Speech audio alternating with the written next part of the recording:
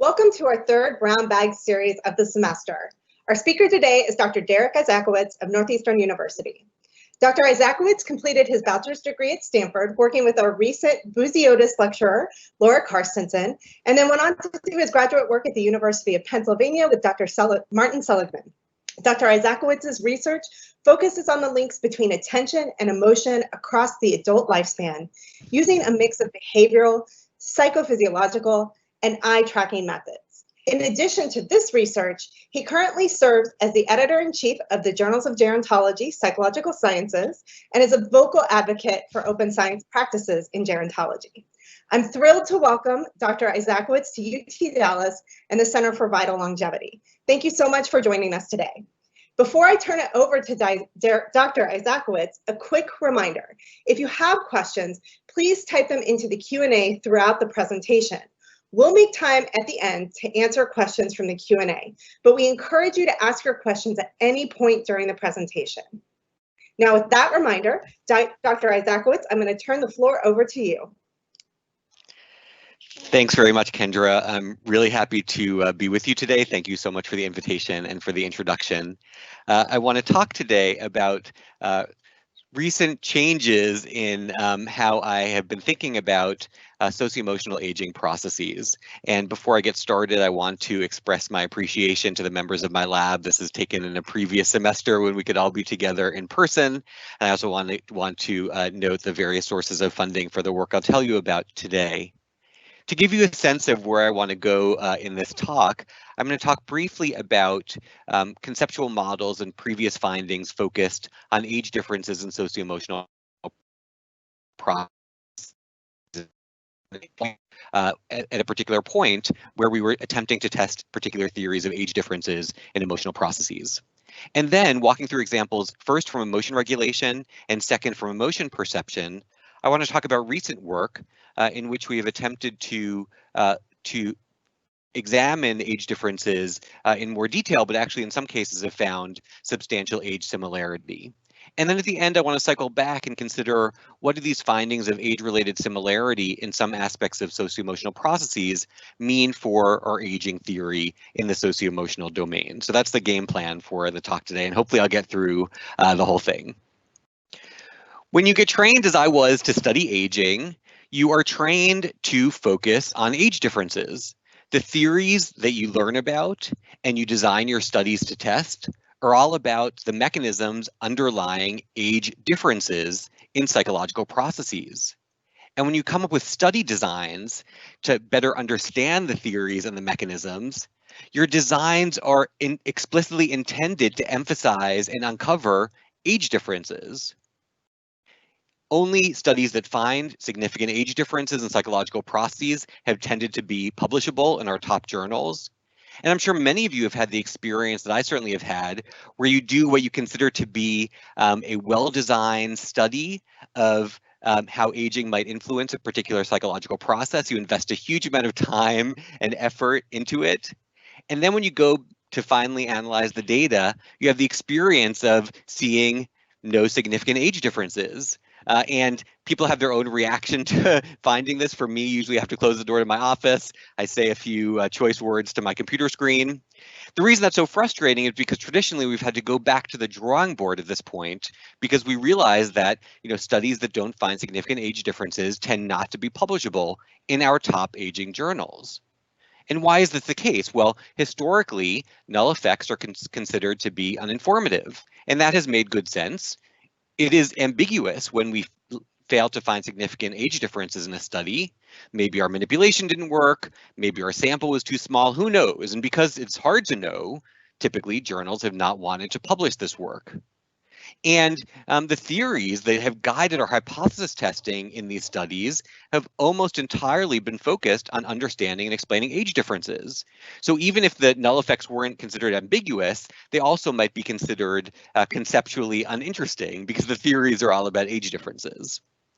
In a sense, it's not terribly surprising that the theories that we're testing are all about age-related differences, because it can be boring to think about aging as a process in which not much changes. And as I was thinking about this point, I was reminded of some really nice work on midlife crisis, the midlife crisis that came out of the narrative psychology subdiscipline.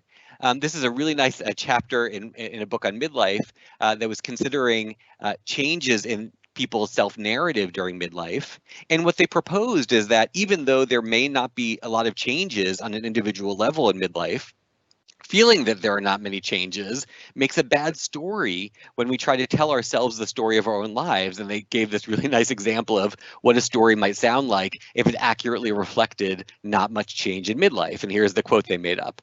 "I really haven't changed at all for years and years and years. My basic personality and way of responding to things is quite stable. While I've had some minor ups and downs like backaches and job stagnation, I've never had a real crisis or turning point to talk of." It's boring, even if it maybe is accurate. And they use that to argue as to why people use a more interesting story in their self-story, even if it's not necessarily accurate. But of course, as psychologists interested in aging, we do not just study the narrative level. We are interested in actual behavior. And when we think of it, when we sort of take a wider lens, it seems like can it really be the case that everything psychologists care about in terms of aging involves age differences? We are ourselves as we get older. We are the same person in aging. And it may be that some things that we care about may genuinely not vary by age. And then the question is, well, what does that mean in terms of our research designs and our theories? And so with that framing in mind, I want to finally turn to some data, and we'll come back at the end to reconsider some of these general conceptual points. And I want to first talk about research on emotion regulation.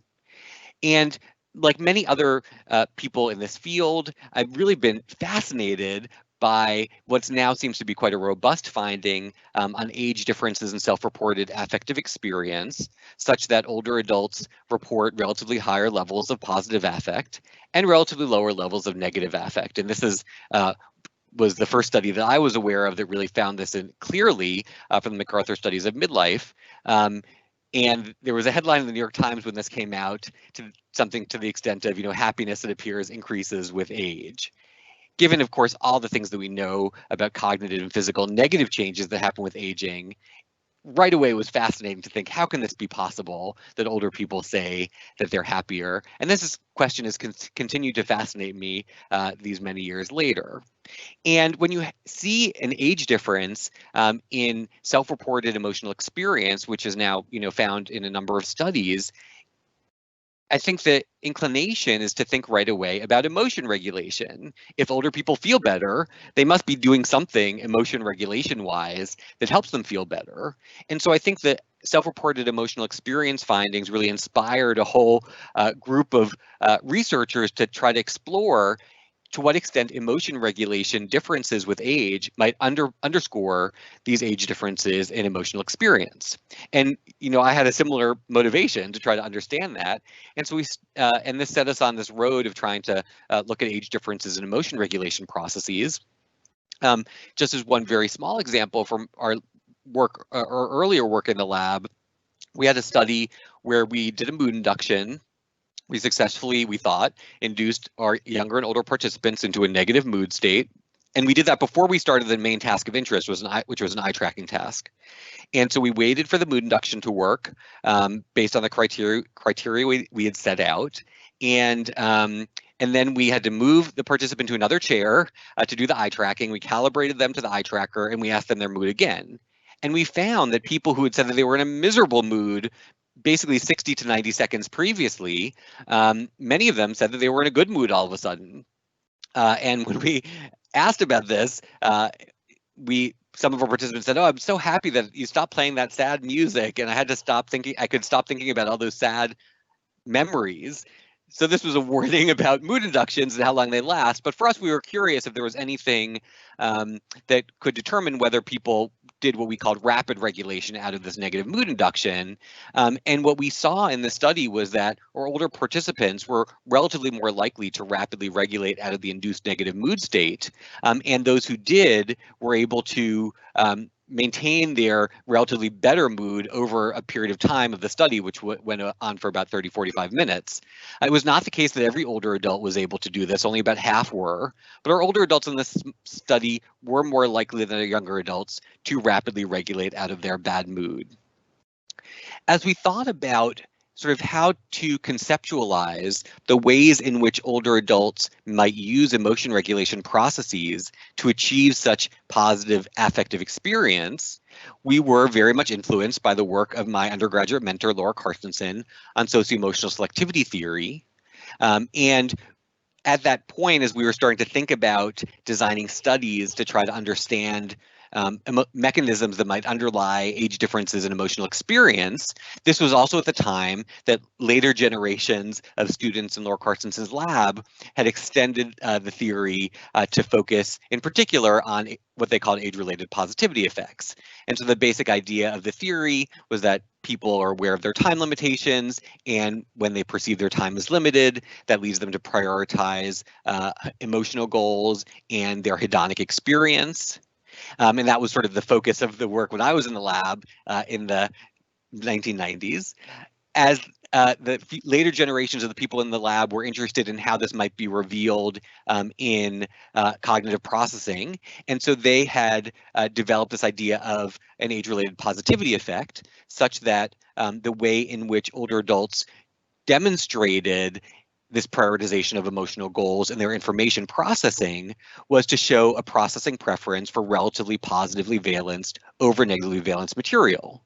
And that was considered to be sort of a common sense information processing strategy to help support these hedonic and emotional goals, and could provide a mechanism to explain why older people said they felt good, because they were doing things and processing information in a way reflecting their emotional goals that then helped them to feel good. And starting in 2002, I was interested in to what extent we could document these age-related positivity effects, specifically in visual attention. And so in 2002, we started using stationary eye trackages in attention to valence stimuli to test for positivity effects in visual attention. This is a very, very overly busy figure, just to make the point that for many of us, for a number of years, were obsessively focused, I think, on testing age differences in positivity effects, either in attention or memory. And sometimes we'd find age differences, some studies didn't. But to show that there's an age difference in in some sort of process like attention to emotional stimuli, this slide just makes the point, again, in an overly busy way, that is not the same as saying that age difference might bear bear at all on emotional experience per se. So they're really two separate questions. Do older people show positivity effects in attention? And then secondarily, if they do, does that influence their mood at all? Does that help them successfully regulate their mood? And we've talked about this as first the preference question and then the effectiveness question. And so we, over a number of years, used eye tracking to look for age-related positivity effects in attention. And I want to just briefly blow through these findings very quickly, and so I can get to the more recent work. And so in terms of preferences, are there age differences in looking patterns to emotional stimuli measured with eye tracking? Generally, yes, those findings are fairly robust, where older adults show positivity effects in their looking patterns, looking more at positive and less at some types of negative stimuli.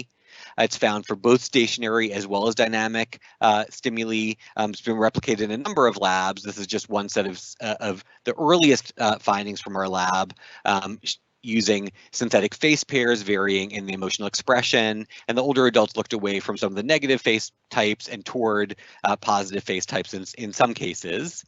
And this is also an overly busy slide. I just want to focus you in on the center of it. This was maybe one of the first studies where we used videos, and these were videos about people with skin cancer. They were very emotionally evocative videos, and we were able to segment the videos into those parts that were very emotionally disturbing versus sort of less upsetting versus just informational. And in general, the older adults, even though they didn't look less at the informational parts of the video, they did look less, as measured with eye tracking, at the negative and extremely negative parts of the videos. So consistent with the idea of age-related positivity effects in attention. To ask the effectiveness question, do these age differences in attention relate to age differences in emotional experience? That was trickier, and we had a lot of trouble documenting or demonstrating a link between age differences in looking patterns and age differences in emotional experience. And we found that older adults do seem to activate these positive looking patterns when they're in a bad mood. So that implies some regulatory function of the mood of the gaze patterns, though it doesn't show that it succeeds in helping people regulate their mood. And in the skin cancer study that I mentioned to you, we recorded people's mood throughout the course of the study. Higher scores indicated better self-reported mood. Here, the older participants are in blue and the younger participants are in green. There was no difference in the mood before they watched the video. And then you can see that the first video is very upsetting. It follows a middle-aged man who dies of skin cancer at the end of the video. And both age groups showed a quite major mood decline. Did not differ by age. But then for the whole rest of the session, the older adults reported better moods. And you could take this as some indication that the fixation patterns were related to better moods because the older people were also fixating less on the most negative emotional parts of the video. However, so on an aggregate level, there was a relationship between fixation and mood. But if you try to look on the individual level to say, when this individual is reducing their fixation to negative parts of the video, did their mood improve? It's been much harder to show that one-to-one mapping on an individual level. It's come out more on an aggregate level. We were working on eye tracking to negative stimuli because of our interest in positivity effects. We really came to this from the socio-emotional selectivity theory perspective. But of course, we also were aware that attention was a key aspect of sort of the work that was exploding on emotion regulation at that time, inspired especially by James Gross's process model of emotion regulation, in which attentional deployment was one among a group of different ways that were proposed that individuals could regulate their emotions. So we thought, well, we came at this from the idea of positivity effects, but we can also consider our eye tracking data as speaking to attentional deployment and maybe older adults using more and perhaps benefiting more from the emotion regulatory strategy of attentional deployment compared to younger people. But when we considered this work on eye tracking in the context of the whole process model of emotion regulation, it immediately reminded us that there are other kinds of strategies that people might use and that might vary by age, and that could be useful in trying to understand age differences in emotional experience. There were a lot of other people already thinking about cognitive change and reappraisal. So our focus was on the earlier strategies, the situation-focused strategies, because there was some ways of reading socio-emotional selectivity theory and also Susan Charles's Savvy model that suggested that maybe older adults were being more selective in their choice of situations and were avoiding negative situations more frequently than younger people. And maybe they felt better, not because they were regulating differently in the situation, but because they were avoiding the situations in the first place. And so we became interested in testing age differences in these situational strategies, situation selection, choosing a situation, and situation modification, changing the situation. But when we started trying to think about how to measure this in the lab, we immediately realized that there were no good paradigms out there. Like other labs that were studying emotion regulation at that point, we were doing just what every other lab was doing in our eye tracking studies, at least. We were bringing participants in, sitting them in front of the computer monitor, and basically assaulting them with negative videos or images in which they could not make any choice about what they looked at or not, other than closing their eyes or looking away. So we needed to figure out a paradigm in which we could present people with different sorts of emotional stimuli and allow them to make choices about what they wanted to interact with in order to figure out a way of testing situation selection. And this is how we ended up creating what we term the affective environment.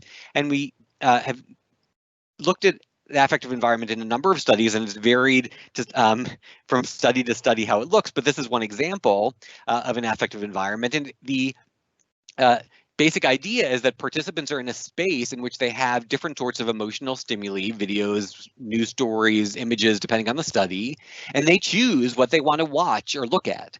And we use that as our behavioral measure of situation selection. And the details of each study have been a little bit different, but this is the basic idea. Despite differences in small aspects of the design, the findings from our situation selection studies using the affective environment have been quite consistent. Here we find basically no age differences in what people choose, no age differences in people generally choose more positive than negative content. And that's not moderated by age. No age differences in mood after choices. Not surprisingly, people feel better when they choose positive videos or stories, and worse when they choose negative ones, and that's also not moderated by age. We did a mini meta-analysis of all the studies from our lab using the affective environment and found basically no evidence of any age differences.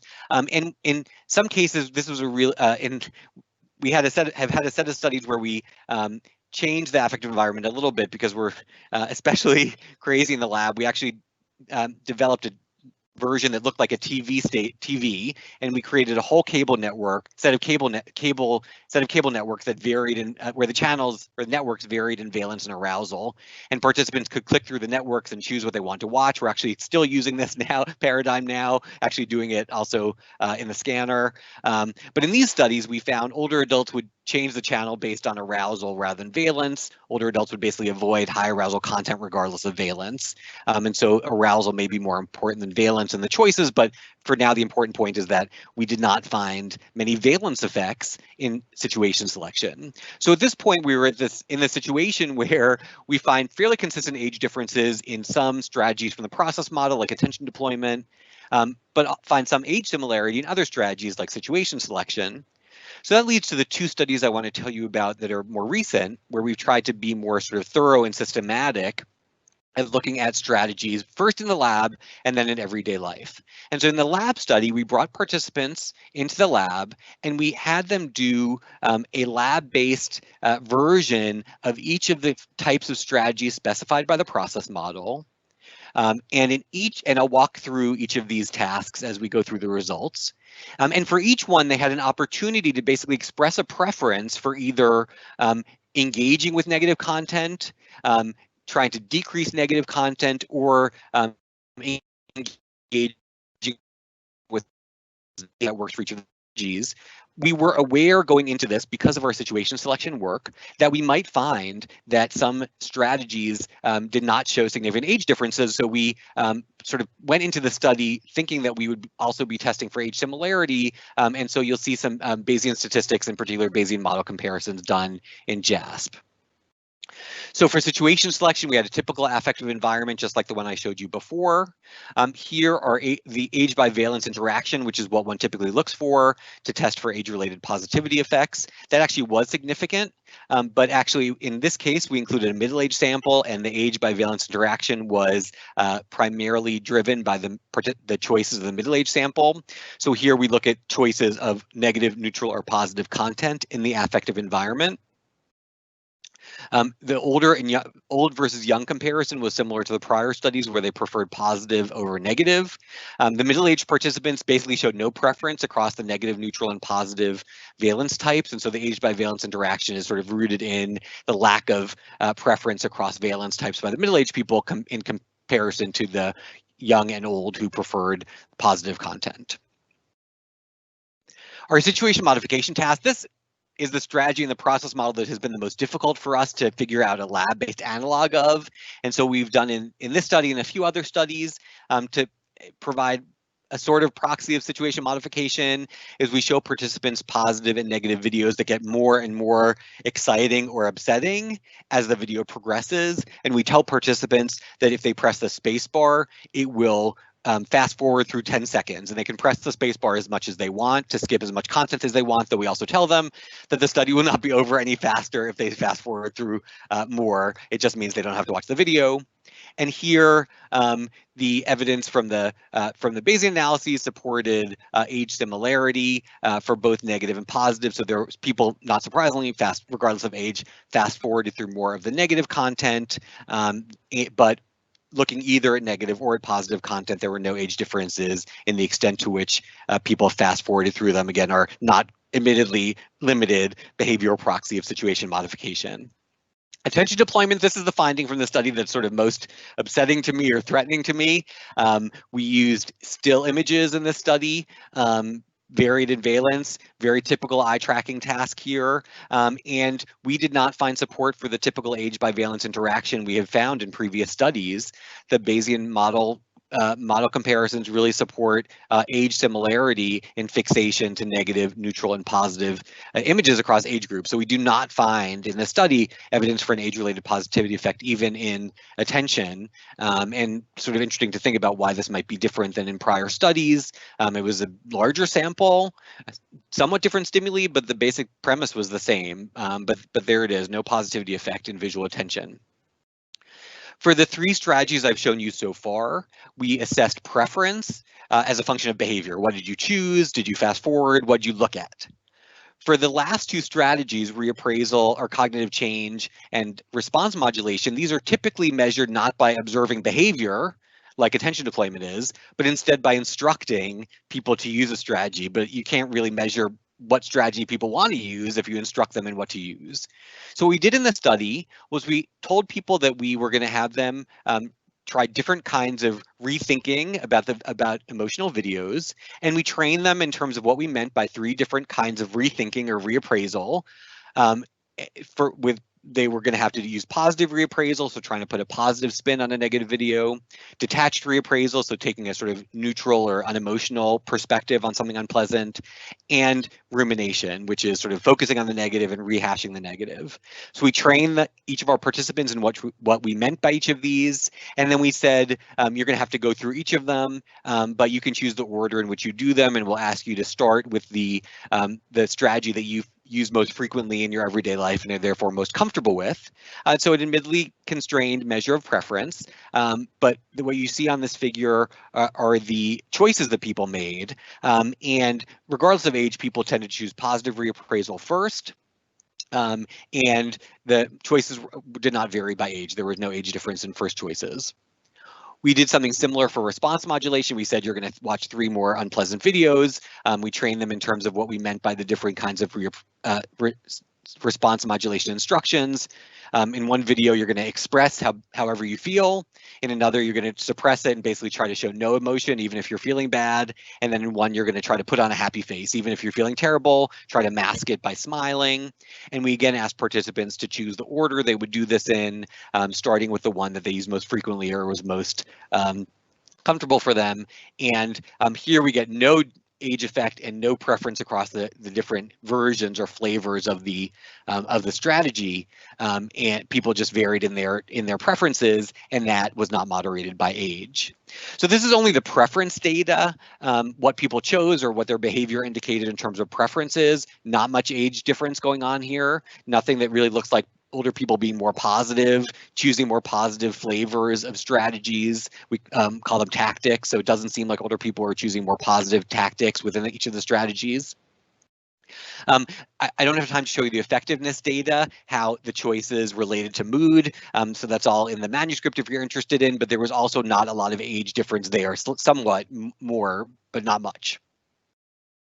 A common criticism of lab studies is, okay, it's sort of a false situation. You bring older people into the lab and maybe what they're doing in the lab doesn't reflect the emotion regulation behavior that they show in everyday life. And so we did an emotion regulation study using experience sampling, which we had participants respond on their smartphones about the strategies that they used. And in addition to the strategies, we also wanted to get a feel for the tactics they use. So within reappraisal, did they use positive reappraisal or detached reappraisal? Within attentional deployment, did they choose to focus their attention more on positive, or did they try to look away from negative? And so we tried to get at the specific tactics within each of the strategies to see if the tactics were that were chosen were more positive for older people, sort of like an overall positivity effect. And we also looked at effectiveness, but again, I'm just going to show you the preference data, and please take a look at the manuscript if you're interested in the effectiveness data. So this is just frequency data of the strategies and tactics that people reported using across the period of study and the experience sampling. And there's a lot to look at, but what you see here is that across age groups, the most frequently reported strategies were the positive tactics or the positive flavors of the strategies. So the most frequently reported one across the whole sample was situation modification, making situations more positive, then situation selection, seeking out positive situations, attention deployment to positive, and cognitive change, positive reappraisal. So everybody, regardless of age, most frequently used positive versions of the different strategies. There was here an age difference, though, where older people use those even more. So the positive tactics that were most frequent across the whole sample, they were even more frequently used by the older people, but they were still frequently used for everybody. There were some other small age differences. The younger people were more likely to use the very infrequently used ones over on the right, accepting emotion and seeking negative in particular. And so here we do see some significant age differences, but they're really a matter of degree. Everybody is preferring the positive tactics across the strategies. It's just that older people use them even more.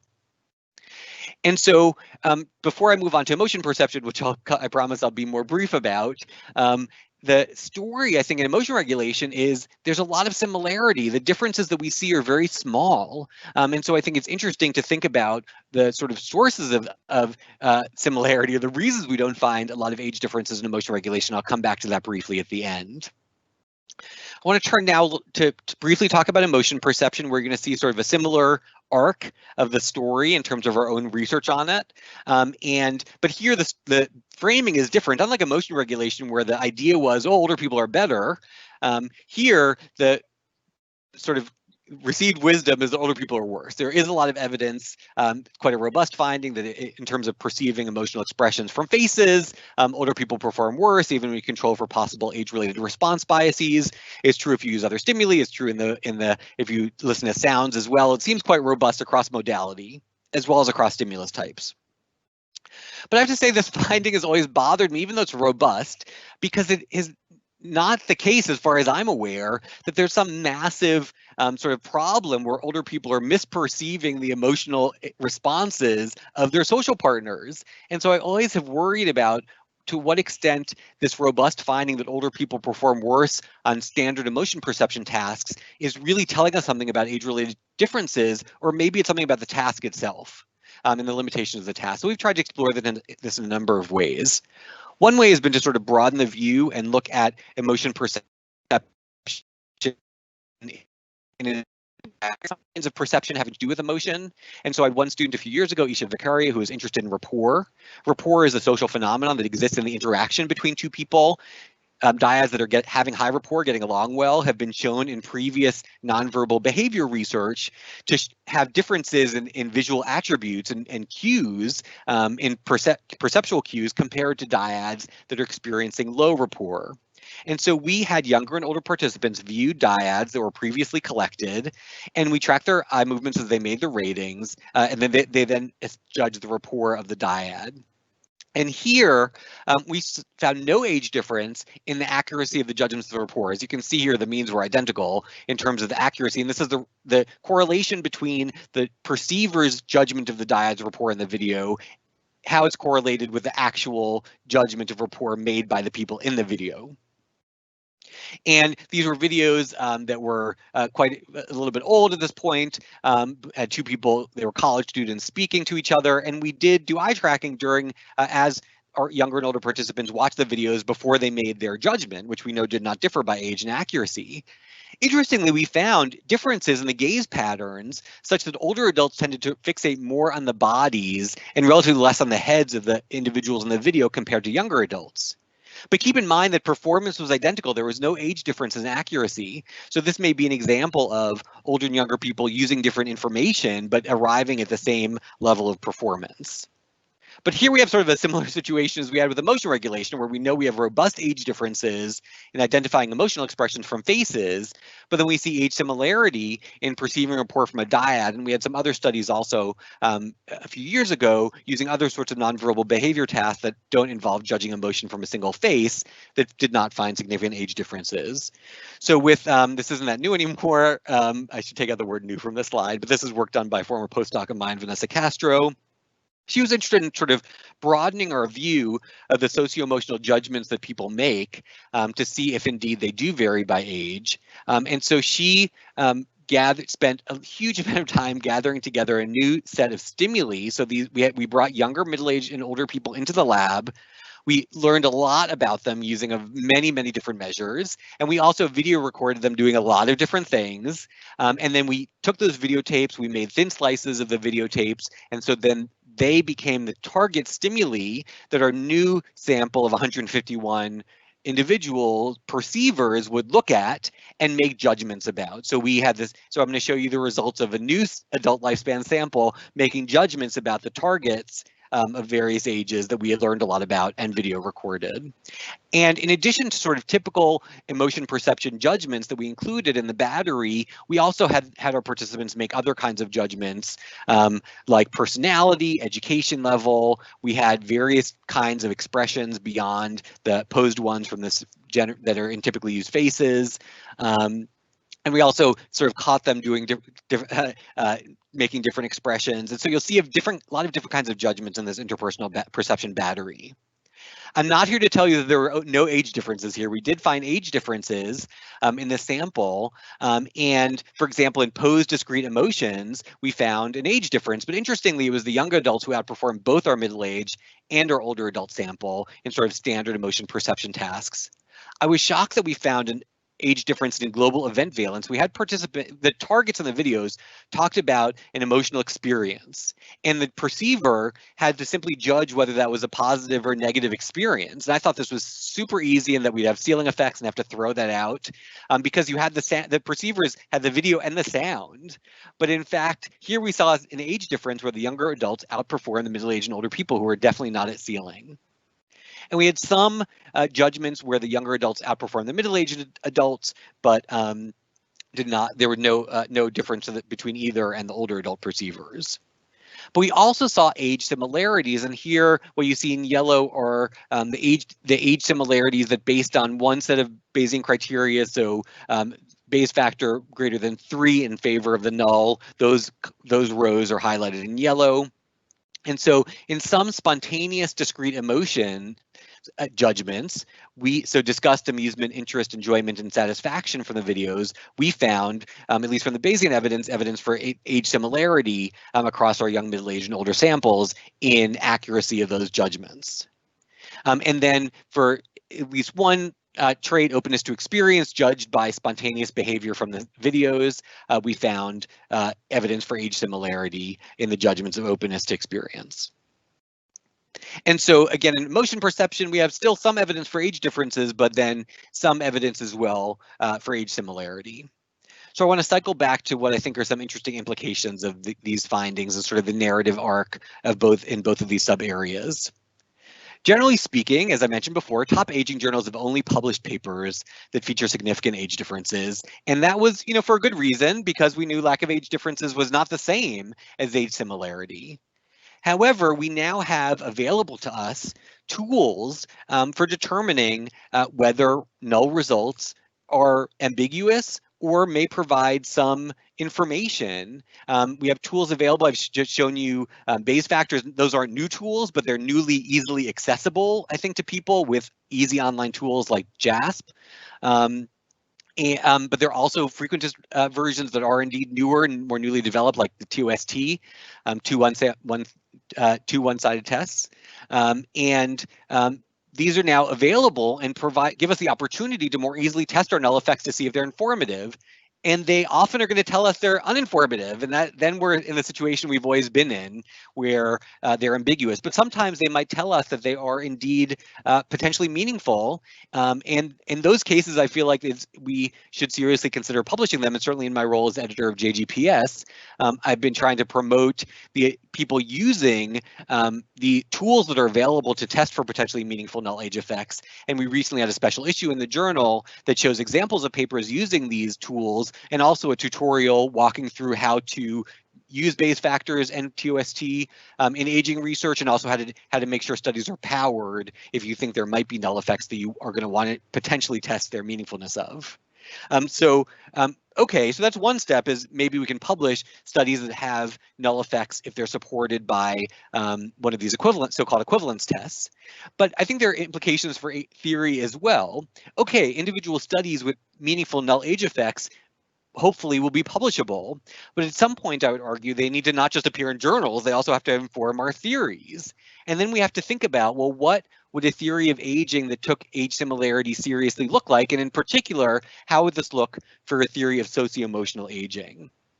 And as we try to integrate some of the findings that I've mentioned to you today, there may be a lot of similarity in the use of emotion regulation strategies across age. And that leads to the tentative conclusion that maybe the age differences in self-reported emotional experience that we're trying to explain, and I do believe are robust, may not arise especially from emotion regulation. And it may not be because of differences in emotion regulation strategies that older people say they feel good. And then we have to confront, well, what else could it be? And think about other things that it could be. And in emotion perception, we also may see more age similarity than previously thought, because people have primarily fixated on the robust age difference in perceiving emotions from faces. And so as we try to put these findings together and sort of build socio-emotional aging theories, my argument is that a good theory is going to have to seriously consider contextual, task-based, or other factors that are relevant to predicting when age groups are going to behave similarly and when they might differ, rather than making very general age predictions that seem unlikely to be true, like older adults simply being more positive or better. It seems like older people are unlikely to be better at emotion regulation. We are going to need to take a more sort of nuanced, context-sensitive approach to asking the question of how they might be different and similar. And relatedly, I think a good socio-emotional aging theory is going to have to seriously consider how to integrate recent evidence from the personality development literature that suggests some support for an idea of maturation. So sort of normative personality changes that may also relate to emotional processes, in the sense that because they may involve things like neuroticism, extroversion, conscientiousness, agreeableness, that we know relate to emotional experience. And so what does it mean then for emotion regulation if the underlying personality structure may be changing with age? And so my sort of provocative take-home message is that I would argue that the effects of aging on socio-emotional processes and on emotion cognition links in general may be a matter of degree rather than type. They may be smaller rather than bigger, and they should definitely not be presumed, and rather should be tested in each individual study. And before I leave you and answer the questions I hope you have, I also want to put in 2 advertisements. As you heard, and for the time being at least, the editor of Journal of Gerontology Psychological Sciences. So I'd encourage you to please consider submitting your best work to the journal. The journal is doing great. I'm so pleased about it. And keep it in mind as you think about where to submit your best work. And as Kendra mentioned at the beginning, I also have tried to promote as much as I can open science and transparency in aging research. And if you still haven't thought about it as much as you might have wanted to, or want another opportunity to have people argue for its importance, I just refer you to this article that Bisa Lind and I published in 2019, trying to make the argument that aging researchers really need transparency in open science, and just giving some key pointers and tools that we think will be especially useful in that. So with that, I will say thank you for your attention, and pause so that we can take any questions that people might have. Thanks very much. Thank you so much, Derek, for your wonderful talk.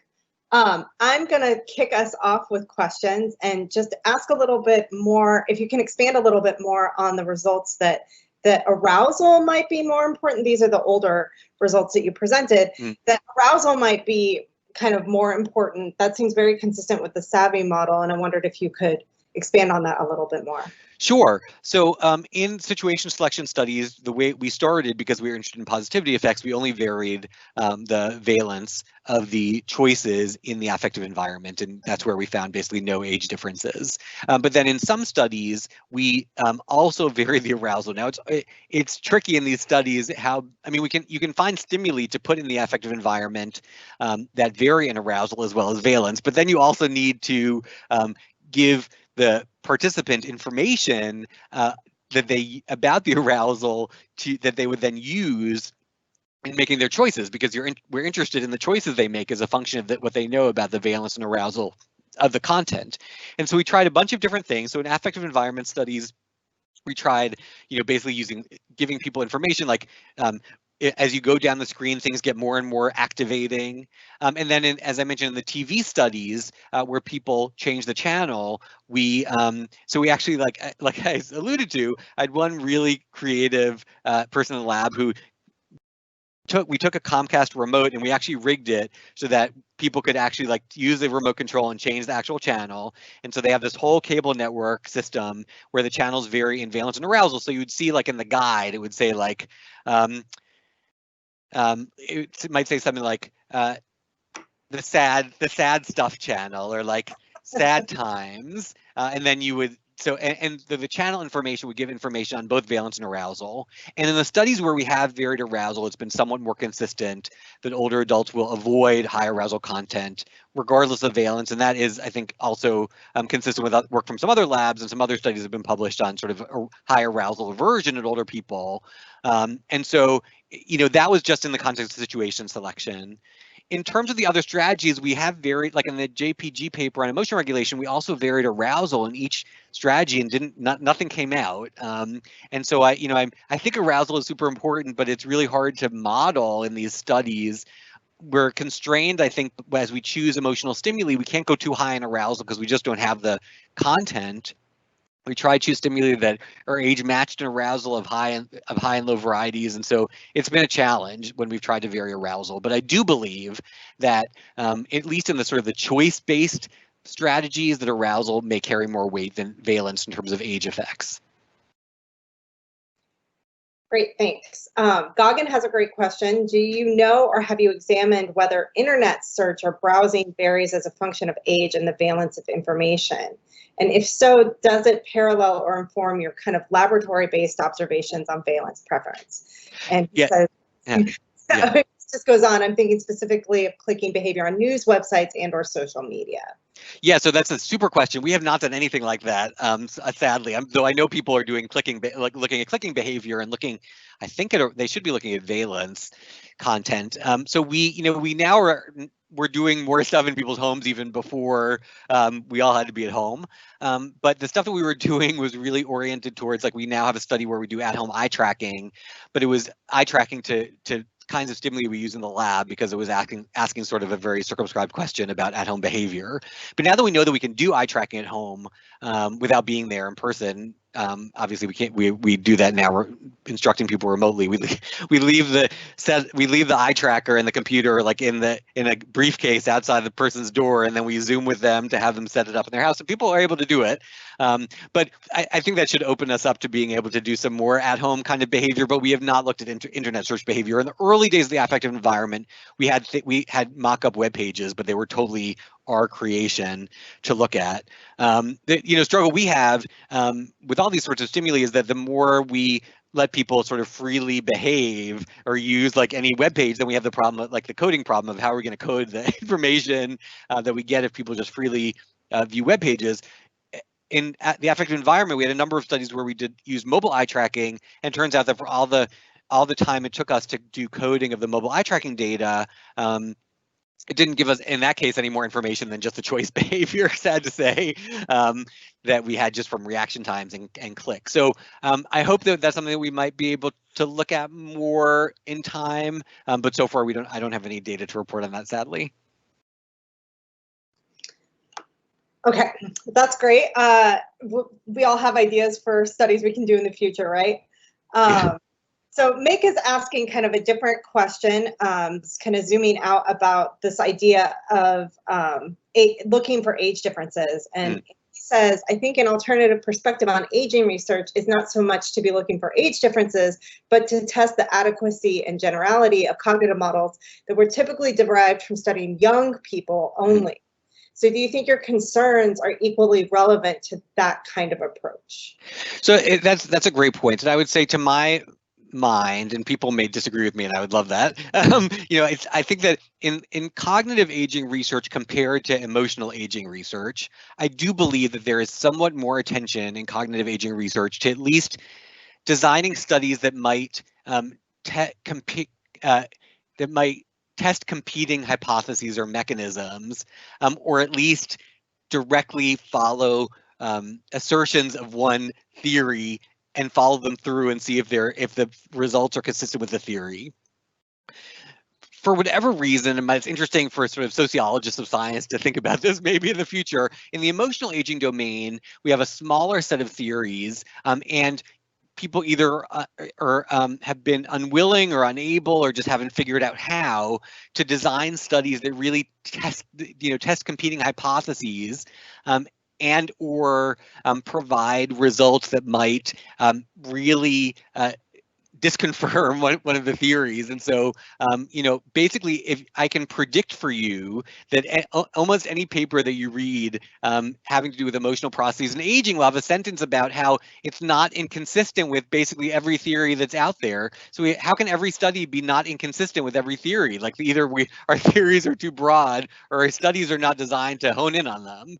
So I think part of it is sort of an awkward situation that we're in this subfield where we're not, we have theories that at least plausibly we could test against each other, but we haven't been doing that yet. And so I think that people need to be a little bit, we need to be a little more assertive in our study design and more specific in our theories, because a lot of theories that every study finding is consistent with, regardless of the finding, isn't going to get us that far. I mean, for example, the SAVI model, which is extremely useful, as Kendra mentioned, in terms of thinking about the role of arousal. And I think it's super important in getting us to think about arousal, and also for us to think about sort of physiological vulnerabilities that may put older people at more risk of problems with emotional processes in certain stressful situations.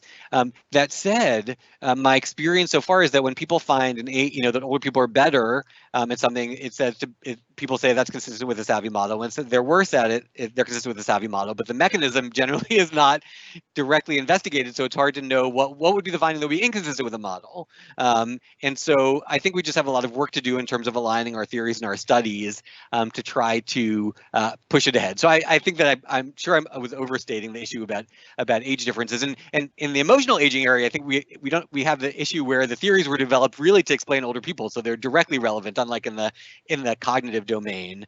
And so then I don't know if that's better or worse. We're testing theories that were rooted especially in trying to understand the age difference in self-reported emotional experience.